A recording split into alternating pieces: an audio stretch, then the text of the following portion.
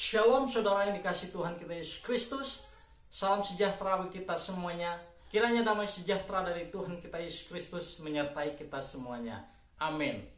Saudara-saudaraku yang dikasih oleh Tuhan, di video kali ini saya masih membahas topik tentang pelayanan Pastor Andi Simon, di mana beberapa hari yang lalu YouTube-nya dituliskan jalan kesembuhan. Dia mengatakan bahwa jalan orang benar adalah jalan kesembuhan. Yang dia kutip dari Amsal pasal 4 ayat 14 sampai yang ke-22.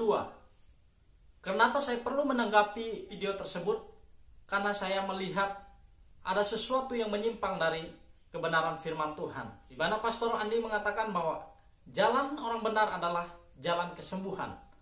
Dia selalu mengait-ngaitkan dengan kesembuhan. Padahal di dalam Amsal pasal 4 itu bukan berbicara tentang jalan kesembuhan, tetapi tentang jalan hikmat. Bagaimana Amsal mengajarkan orang supaya memiliki hikmat. Tujuannya apa? Supaya tidak berjalan di jalan orang yang fasik, di jalan orang yang berdosa, di jalan orang yang duduk dalam perkumpulan pencemooh. Nah, itu maksudnya. Jadi tidak benar kalau jalan orang benar adalah jalan kesembuhan.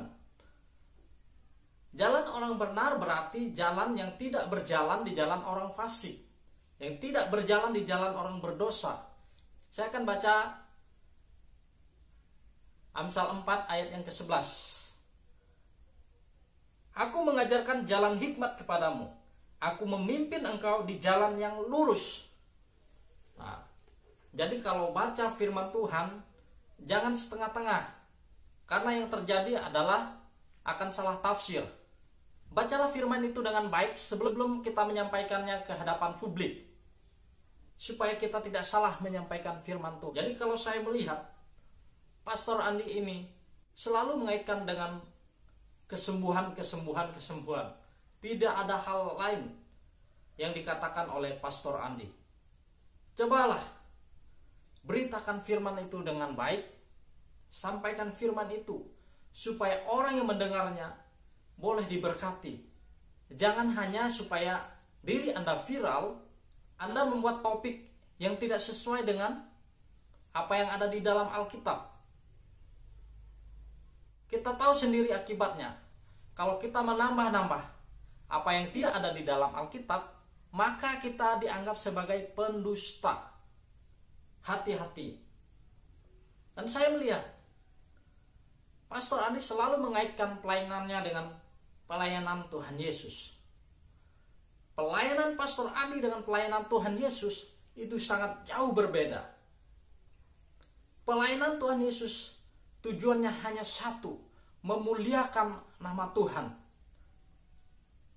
memuliakan Bapa. Sedangkan pelayanan Pastor Andi belum tentu pelayanan itu untuk memuliakan Tuhan.